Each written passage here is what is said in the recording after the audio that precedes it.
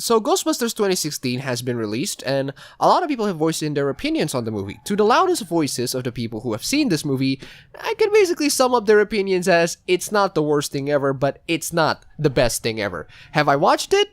No, Cinema21 decided it would be a good thing to delay this movie until July 22nd. Do I have plans to watch it? No, not at all. From what I've heard, the movie is painfully average, and I don't want average. I want something special, even if it's crap. Regardless, I want to make a video to basically give a proper conclusion over the unnecessary controversy and backlash that happened thanks to the trailers of this movie being, well, let's just say not as good as the actual movie. Both the people who are pro Ghostbusters 2016 and anti Ghostbusters 2016 are the key players of this particular controversy.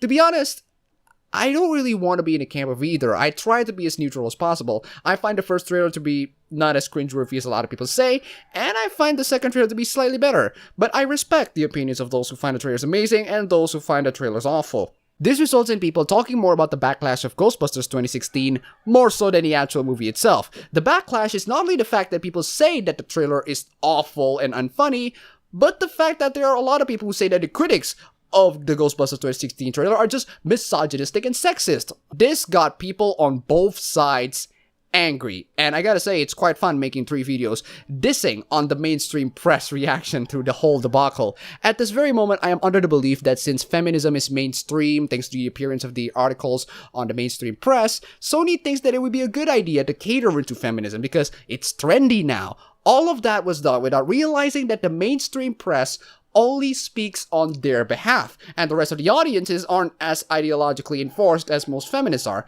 Now, you might be saying that I should just ignore these extreme voices and opinions and just be more concerned of those who are more mature and thoughtful in approaching these subject matters. Well, here's the thing that I want you to recognize about people's opinions. All opinions have a certain amount of reach. All opinions have a certain amount of loudness being built into them. It all depends on the platform that they use to spread their opinions. And this is where I can notice the huge difference between people who are pro Ghostbusters 2016 and anti Ghostbusters 2016. Quick, name me one big YouTuber who genuinely hates women and hates Ghostbusters 2016 solely because there are women in there. Can you? Of course not, because these big YouTube misogynists don't exist. If they do, people will dismiss them entirely. These big YouTubers with thousands and thousands of subscribers instead talk about how crappy the trailer is, how awful the overall presentation is, how the producers are piggybacking on the name alone just to get more publicity, and how immature their reaction to criticisms get. The genuine misogynists only exist in one place, and one place only: YouTube comments, a place very well known for its cancerous nature because of how easy it is to type in a few words and press enter, and most importantly, easy to fake. Making videos talking about Ghostbusters 2016 is not too hard to do, but it takes a lot more effort than typing in a few comments. You look a lot more credible when you make YouTube videos, more so than you type in YouTube comments. Now quick, name me one big journalistic outlet that spews in misandrous opinions about Ghostbusters 2016.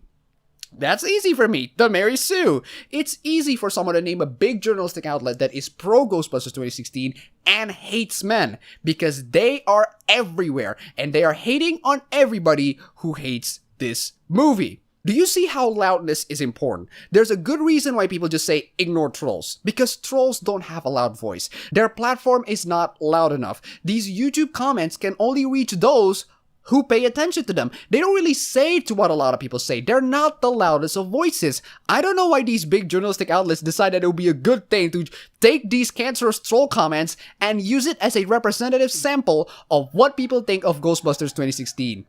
Even though it's clearly not. You might be saying, then don't pay attention to them. Don't pay attention to these big journalistic outlets. I can't. Not a lot of people can. Why?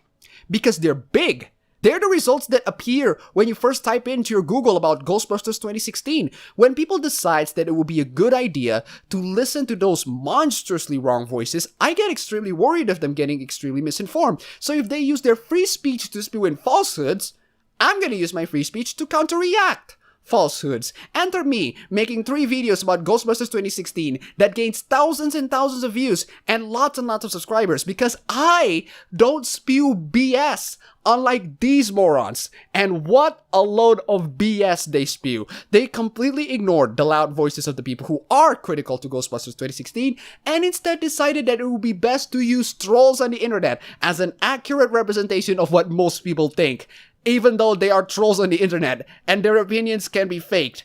In fact, just recently, there are evidences that these outrages are faked. And of course, the outrage comes from text on the internet. It's not videos being watched by millions of people, it's just random text on the internet containing opinions that you don't like because that's what matters the most. That's a very huge and influential voice. That is definitely something that you should care. Not these morons with thousands of subscribers. No. These people in the dark corner of the internet. Nice try deleting those posts BBC and Games Radar, but the internet never forgets. But a broken clock is right twice a day, ladies and gentlemen. They decided to listen to a significant voice on the people who are not really into Ghostbusters 2016. Here comes James Rolfe, aka the Angry Video Game Nerd. James Rolfe made a video addressing his points, incredibly nice and fairly, of why he doesn't want to see Ghostbusters 2016. This is a person who has a loud voice, he has a wide reach, and he has shown that people who don't like Ghostbusters 2016 are not misogynist assholes. They have legitimate points, they have legitimate concerns about this movie. Despite all of that, James Rolfe got attacked with insults and petty name callings, not only from Twitter, but also really big sites.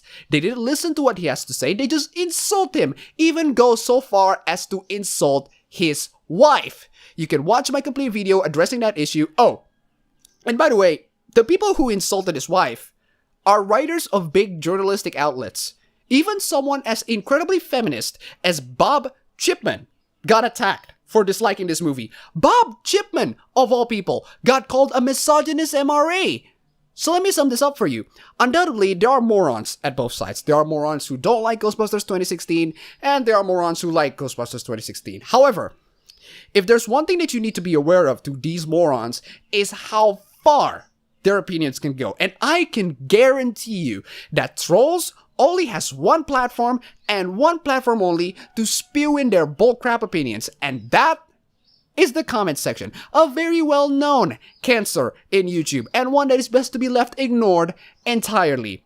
However, the morons at the Pro Ghostbusters 2016 side, they have more than just YouTube comment section. They have big journalistic outlets that foolishly give attention to misogynists in YouTube comment section. They are giving them an even bigger platform to spew in their stupid opinions. You freaking idiots!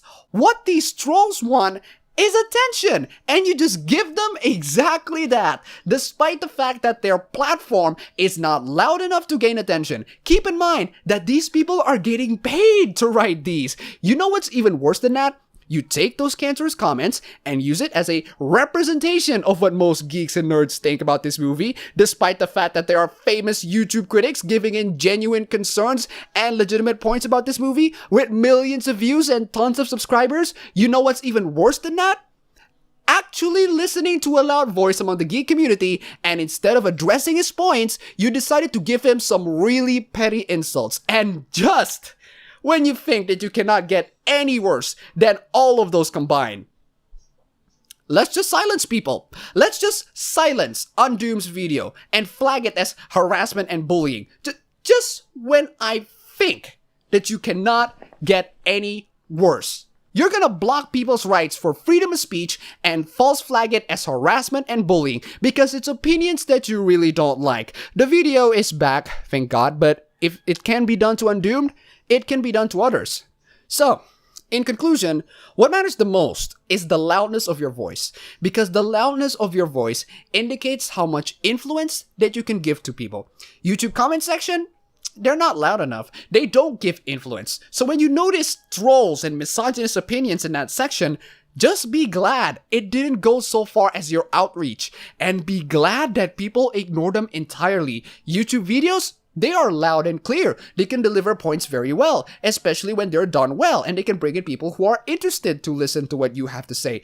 Journalistic outlets have a loud voice as well, but when you decide that it would be a good idea to use your platform to spew in lies, and the fact that you get paid for all of that is absolutely disgusting. There's a good reason why people are starting to turn away from you when concerning news and starting to listen to YouTube videos. It's because you spew in nothing but lies, and people don't like that. People want the truth. I'm not saying that I say the truth 100% of the time, but I will always try to do so in my channel. I get to say all of my opinions for free, with absolutely nobody having to donate to my PayPal and Patreon. Although it'd be nice for you to do so. By the way, thanks, Unreliable Narrator. This movie is the mark of Sony's absolute desperation to get money. How desperate can you be, really? Do you really need to get shills to respond to haters about this movie? How much insults that you're gonna throw at pretty much everyone who are against this movie? How much coercion that you have to do to Bill Murray to force him to talk positively about this movie? How is that working out to you, Sony? How is that working out to you, mainstream propagandists? How much shilling that Rotten Tomatoes did to you? How about the toys that nobody buys? Do you really have to go so far as to bash the original Ghostbusters? How much force do you need to get people to see this movie? Do you really have to push another agenda right on the top of your agenda? How about stop bashing completely old news? And the most important question here is, how does that opening weekend work out to you? You couldn't even get your initial budget in the first 2 days. Just a few months ago, Deadpool got more than twice of its initial budget in the first 2 days alone. To all of these people, it doesn't work. It will never work. You sure as hell got our attention with the backlash and the sexist comments, but you won't get our money, and you won't get our attention any longer, because all of the attention are driven to people who speaks to reason, logic, and not just a mindless ideological echo chamber that are populated by Tumblrites. It's no surprise that you guys are starting to lose and lose audiences as time went on, especially you, Mary Sue. Boo freaking who! That's all for the video today. If you like this, you can go ahead and click the like button and subscribe for more. Thanks for watching.